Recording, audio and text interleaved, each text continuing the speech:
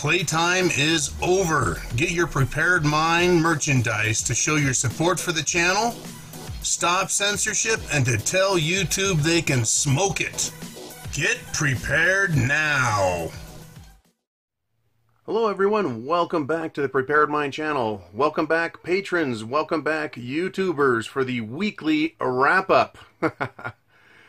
Man, what a week.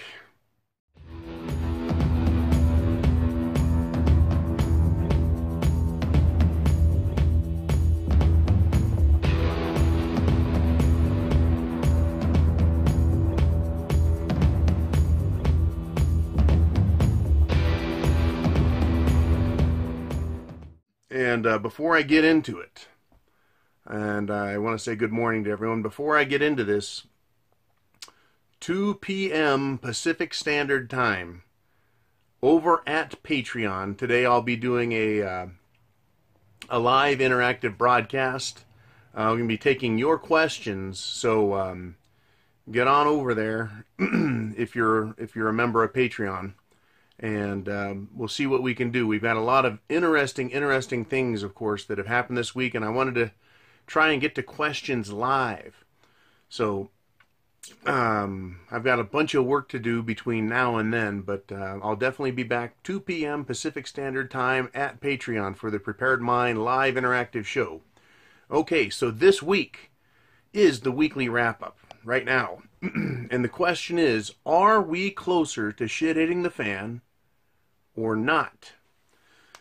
So I think I want to start domestically with guns.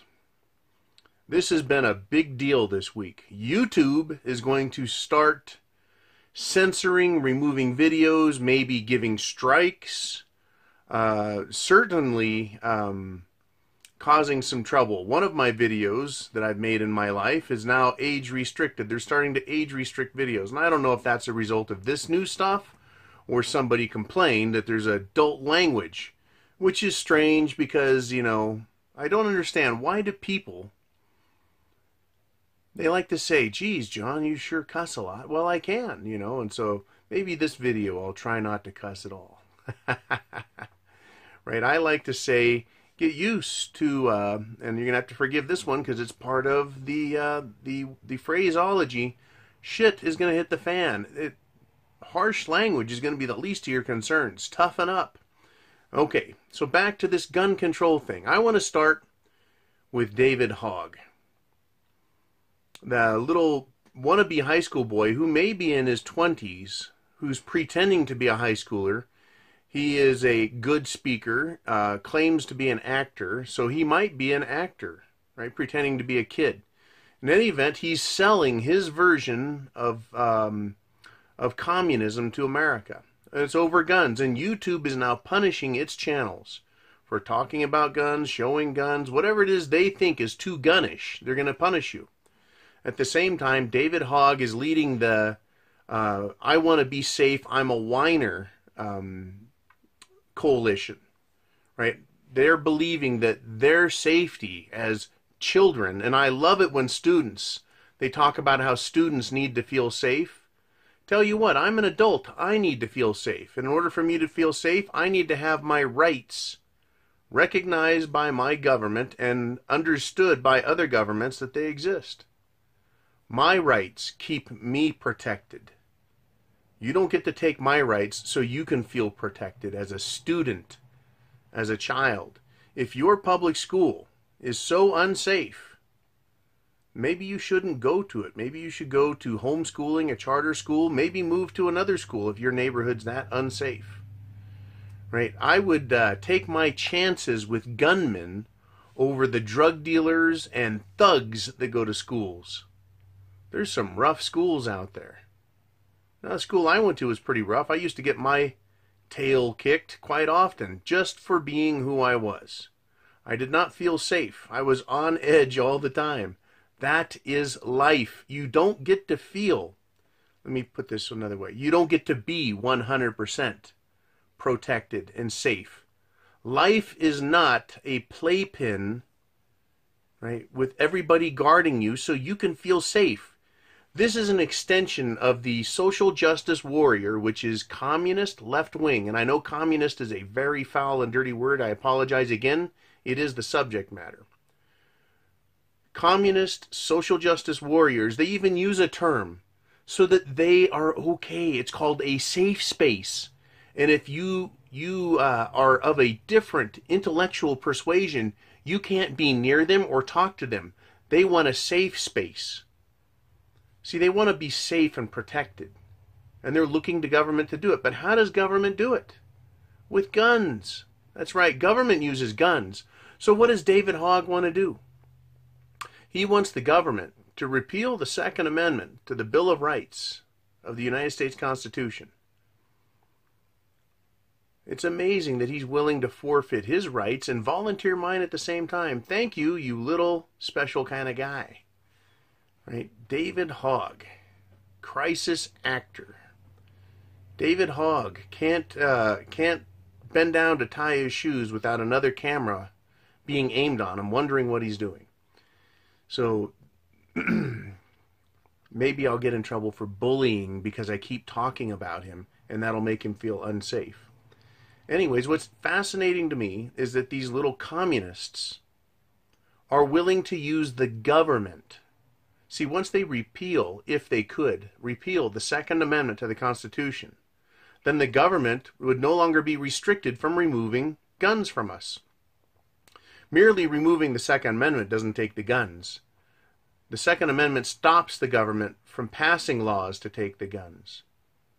So they would take the Second Amendment away, pass a law saying guns are illegal, and then people with guns will come to your house and my house and everyone's house and take our guns, and they'll be pointing their guns at us. And that's the thing that I don't understand. Where does David Hogg miss this thing that violence with guns is going to have to be required to take the people of America's guns? In other words, what he is prescribing for the United States of America, he and all his other let's keep America safe, they're asking for a civil war. They're asking for armed resistance. They're asking for Americans to die. That's what David Hogg is asking for. It is not hard logic to reach that. He wants the government to pass a law so they can come get our guns, and Americans will not give them up, and they will cause people to die. Who benefits? The little communists do, because there's less adults left alive. There's more of us that feel like a piece of Swiss cheese. And he can sit in his little safe space in front of all the cameras and talk about how safe he feels now that so many people have died because of his insane concept of government protecting people. Because even after, let's just say, the government gets all our guns, what stops the government from doing whatever they want after that? And you can't say, John, that's a slippery slope argument there, pal. Well, guess what? All you have to do is look back to Communist China, Communist North Korea, Communist Cuba. How about Communist Soviet Union? Right, that's not Russia. That was the Soviet Union at that point. They threw over the Russian Tsar and proclaimed it a Soviet Socialist Republic. You see, this gun thing is leading us closer to shit hitting the fan. And I had to say the S word again. They're leading us that way. It is becoming so virulent that an ex-justice of the Supreme Court, Stevens, has said that we need to get rid of the Second Amendment. He has stepped down from his high and lofty perch wearing a nice black dress. He stepped down from there. And he's still going to make political comments. You see, the justices are supposed to be above politics and all intellect. And I do find that hard to believe, especially when you examine the things that are said by many of them. But, you know, he wants to get rid of the Second Amendment. He thinks it can be outlawed and gotten rid of. You can't get rid of it. It's an impossibility.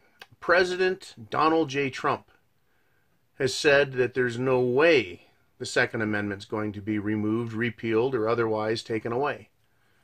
I think Donald J. Trump, President of the United States, has a better understanding of history and the necessity for self-preservation. I'm pretty sure those justices have armed guards protecting them.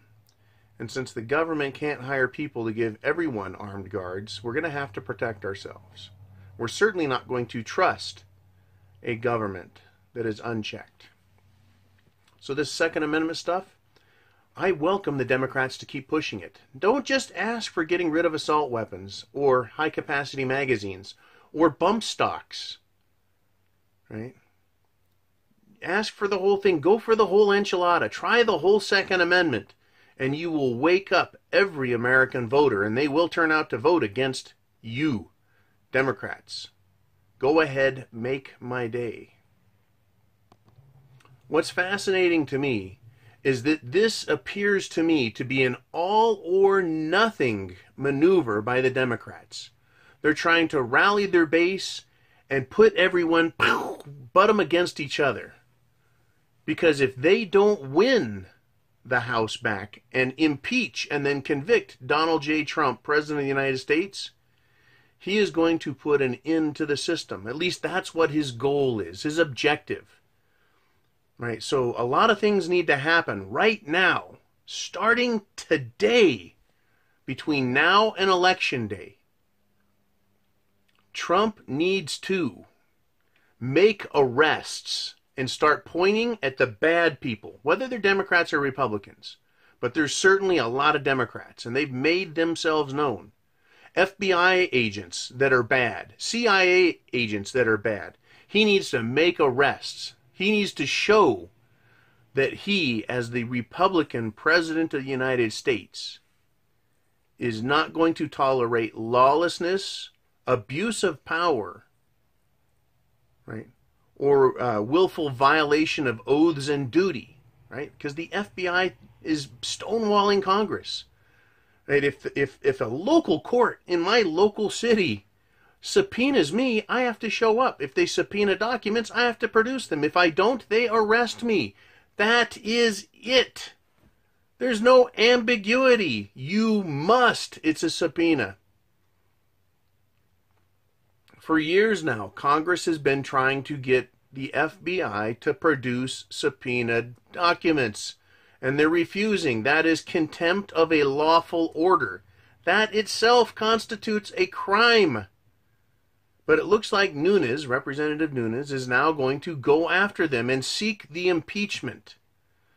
This way, no one in the FBI, no one in the Department of Justice, the President of the United States doesn't have to fire them.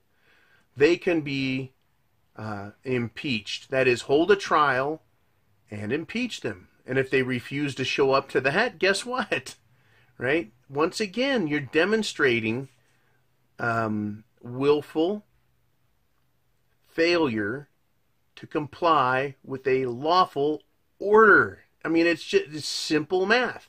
But what this shows me, along with Justice Stevens coming out about guns, is we're getting to the point where shit is going to hit the fan. That nobody wants to admit anything. Nobody wants to do the right thing. Nobody, right, believes that the system we have is corrupt, I guess, or they know it's totally, absolutely corrupt, and they're guarding it with their lives. Right? Corruption, unethical behavior, immorality on this level, it shows a level of decadence that is off the charts. And it's rampant, not only in government, but if the government is immoral, then it sets an example for the people that they too, right, can be immoral. Now, I can't get away with a speeding ticket. But Hillary can get away with having a server in her basement with top secret information on it that is not protected and has in fact been demonstrated to be compromised, that is hacked by outside sources. But she doesn't go to jail. But give me a speeding ticket or subpoena me and I don't appear, bench warrant, I go to jail. It's that level of hypocrisy of double standards that brings down the morale of a nation. This nation needs to be working hard and building an economy, building goals. This country has no goals. It has no aims. Right now, we're just busy fighting amongst each other to see who is going to run the show. And that person that's running the show is going to be the last one to run it in the ground before it is reborn. Shit hitting the fan. Right? Do I want Hillary Clinton in charge of it, being run into the ground and reborn in her image? Or someone else? You know, I don't want to lose this constitutional republic. But it's looking like that's where we're going. Shit hitting the fan, we're having a constitutional crisis. Right now, it just hasn't come to blows. And again, I'm talking about the FBI. Again, I'm talking about Congress. We're talking about rampant pedophilia that's about to be exposed at the next level. That's coming. And it's coming to a theater near you, right? We're all going to hear about it and see. Right? And the only thing that can stop it, as far as I'm concerned, isn't Justice Stevens. Right? It's somebody else putting a bullet in the President of the United States and killing him. As a sign, as a warning, as a reminder, just like with JFK, you don't cross the powers that be with impunity. Now, back then, the world basically bought the lone gunman Lee Harvey Oswald shooter scenario. Today, all of America would know that he was waxed by Hillary and her ilk. That's how far we have fallen as a nation. That's how close we are to shit hitting the fan. I would dare say that if Trump has a bullet, there will be the potential for civil war. Because we know what would be coming next. Already enough people have died under mysterious circumstances labeled as suicide for opposing the powers that be, for talking about what it is they do, for revealing secrets. How dare you, Snowden types and Julian Assange types and Gary McKinnon types. How dare you cross the deep state? They don't like that. And speaking of crossing the deep state, are we closer to shit hitting the fan? Well, it's pretty interesting. This is a good one, right? Everything's calmed down in North Korea. But John Bolton is now in the cabinet. John Bolton, the very aggressive, hawkish neocon. What is he doing there? Why did Trump bring him on board? I've heard people apologize for him, and I've heard people just lampoon him, hold him out there for what he's proven himself to be for the last, well, since 9/11, I've known his name. Is he just there so that Trump can expose him for what he is, use him for what skills he has, and he's going to fire him? That's my best guess. But Bolton is a neocon. So could he be there, and could he do something he shouldn't? Could he cause a serious problem with his authority? Will he be given that kind of authority, or is he just going to hold a title, a name? Right? I don't know, but it's certainly a lot more dangerous than, let's say, putting me in there, right? No one would listen to me, but everyone's going to listen to this guy. Scary stuff. Very scary. You know, we've got problems. Syria could re-erupt, and it looks like it's winding down, which is great. But there's problems with Israel and problems with Iran, problems with Turkey, and problems up in the Ukraine still. So, you know, Mr. Bolton, yeah, there's still problems that can come from his loose cannon, to borrow a term. So we're getting closer to shit hitting the fan in that area. And then finally, I want to touch on economics. Probably the most boring stuff ever.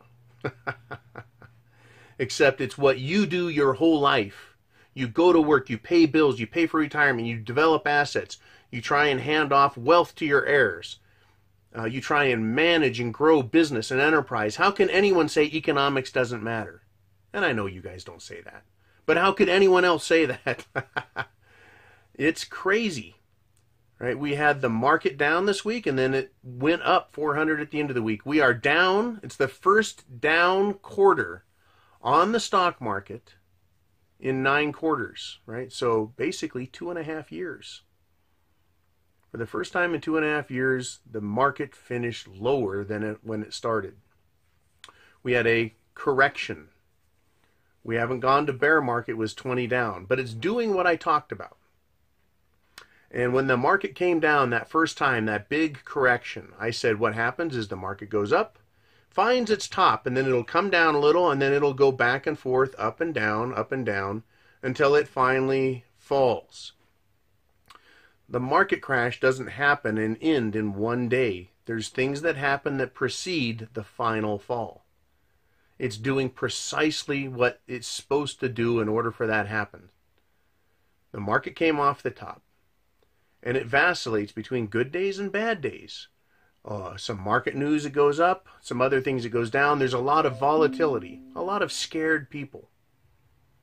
They don't know what to expect, but it's met every last criteria for a major correction / economic crash. It has all of the components that every other crash in history has had, from ballooning assets to meddling / or AKA market manipulation. We've got now big wigs, big shots, selling their equities, their stocks early. We're seeing the problems with the difference between the 10-year and the 2-year bond, right? The yield curve is discussed a lot. Those indicators are all in place. And this has been talked about for months. This is not brand new this week, but we're getting more and more of the indicators, and more historical precedent is being matched this week alone. Right? Precious metals are going to stay down until they split and move away and are truly seen as safe haven assets. They're a real asset, not paper gold or paper silver, but that's where people who are in the paper market are going to run to. They're going to run over to gold and silver. And they used to run over to bonds because the bond yields would be high. Right? As the interest rates go up, bond yields go up, and that's the safe place to go. Buy bonds. That supports the government and gets you out of low yield to negative yield bonds and stocks that crash. So government bonds go up, except for one problem. What happened this week? Not only did government bond yields stay flat, they went down, meaning the sales of them were going through the roof. Right? Who's buying bonds at 2.8%? And calling that safe haven? I mean, what they're doing is they're trying to keep people out of there by showing that they're actually going down, even though the yield rate for you and me to get a loan has gone up 25 basis points or 0.25%.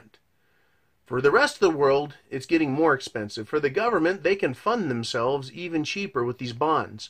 It's not it doesn't look like a good place to send your money. Right? Because it's yielding less and less as we get into these uncertain, highly volatile, dangerous economic times that even bulls, people that just believe in a charging ahead and charging upward and onward stock market, you can hear the doubt in their voice now. You can see their attitude. There is a major problem in the stock market. And when it crashes, that is going to cause shit to hit the fan. We've got all of these avenues. Are we closer to shit hitting the fan? The answer is yes. Do what you can to protect yourself. Get ready. Go to the preparedmind.club. That is your club to buy, to talk, to watch videos, to find other preppers with our Prepper Connect. You guys pay for that. Right? Your purchases at the store there, where you can get if not totally, you can get at least elements or parts of your need for food, shelter, water, clothing, medicine, means of self-defense. You can get a lot of self-defense items there. You can get a lot of water items there, food items. There's lots of stuff there. And it's all very inexpensive because it's all done through Amazon, but that funds the channel, the preparedmind.club. So head on over there. But, right, you need food, water, shelter, clothing, medicine, means of self-defense. Because when shit hits the fan, there is no safe space. The government will not be there to protect you. Now, if you live in one of those areas where the police are going to come after preppers first, you got one type of problem. If you live in another area where the police are going to need you to help them to maintain control because there's marauders and gangs everywhere, you've got another type of problem. There's going to be numerous scenarios that play out as shit hits the fan in different places at different times for different reasons. Could be a fuel shortage or a lack of electricity. It could be the absence of food or an internet attack. It can cause shit to hit the fan, and it doesn't have to be the same everywhere. Like I said, in one area, the government's going to be the good guys. In another area, they may as well be the bad guys. You just don't know.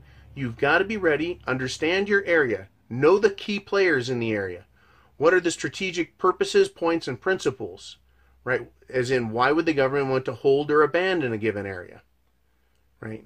Do you live in a rural area? You're probably going to be more in line with your law enforcement. Do you live, right? Do you live next to a military installation where there's UN troops being housed? Well, you could be in some trouble there. You just got to understand your situation and have a plan for it, because chance favors the prepared mind is yours. Godspeed to all. We're getting close. It's making me nervous. Semper Fi. I'll talk to you guys again soon. And don't forget, 2 p.m. 2 p.m. Saturday, March 31st. It's been a long march getting here. Ha ha. 2 p.m. Pacific Standard Time, we'll be doing a live broadcast over at Patreon. So get on over there. Bye-bye.